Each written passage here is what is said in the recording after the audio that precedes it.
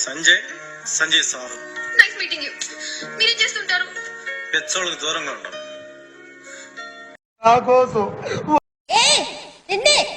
వినపడటం లేదా చెవుడా? మరీ అంత స్టైల్ పనికి రాదమ్మా. నమ్మ కదా, కన్న కదా. ఓకే, ఒక్కసారి భయపడవా? ఓకే అండి. మరి భయపడు. భయపడ్డావా? నేను మాట్లాడొచ్చా అంకుల్? హాస్ని ఒక నిమిషం ఉండు.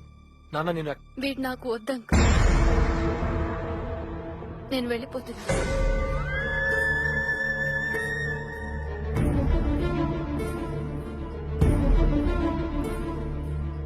నాకు మాట్లాడడం రాదు అంకుల్. ఇప్పుడు కూడా మీరు మాట్లాడుతుంటే మధ్యలో వచ్చి డిస్టర్బ్ చేశాను. ఇది కరెక్టో కాదో కూడా నాకు తెలియదు. కానీ సిద్ధుకి మాత్రం నేను కరెక్ట్ కాదని అనిపిస్తుంది. మీరు నన్ను ఇంటికి తీసుకురమ్మన్నప్పుడు 7 రోజుల్లో ఒక మనిషి గురించి ఎలా తెలిసిపోతుందో అనుకున్నాను. కానీ తెలుసుకోవచ్చని ఇక్కడికి వచ్చిన తర్వాత అర్థమైంది. మీరు నా గురించి ఏం తెలుసుకున్నారో నాకు తెలియదు అంకుల్. కానీ సిద్ధు గురించి నేను చాలా తెలుసుకున్నాను. ఒకప్పుడు వీలైతే 4 మాటలు అన్నాడు. ఇప్పుడు అస్సలు మాట్లాడొద్దంటున్నాడు.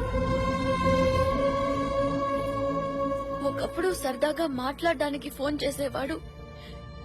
ఇప్పుడు తిట్టడానికి ఫోన్ చేస్తున్నాడు. ఒకప్పుడు నాలో ఏం నచ్చిందన్నాడో ఇప్పుడు అదే నచ్చట్లేదంటున్నాడు. అయినా సిద్ధు నన్ను తిట్టడం వెళ్ళట్లేదు అంకుల్. ఇంతకు ముందు కూడా సిద్ధు నన్ను తిట్టేవాడు. అందులో ప్రేమ కనిపించేది.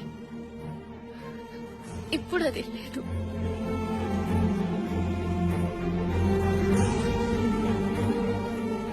ఇంట్లో నేను ఒక్కదాన్ని ఉన్నప్పుడు కూడా ఎప్పుడూ ఒంటరిగా ఫీల్ అవ్వలేదు.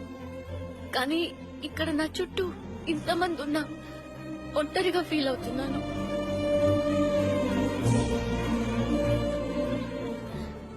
నాకు ఇంట్లో ఒకలాగా బయట ఒకలాగా నటించడం రాదు అంకుల్.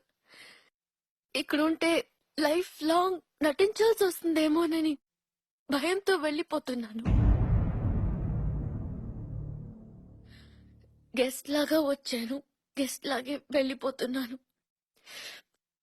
మీలో ఎవరినైనా హర్ట్ చేసి ఉంటే క్షమించండి.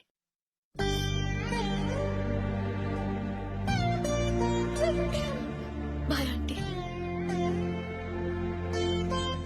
ఆటో తీసుకొచ్చానమ్మా.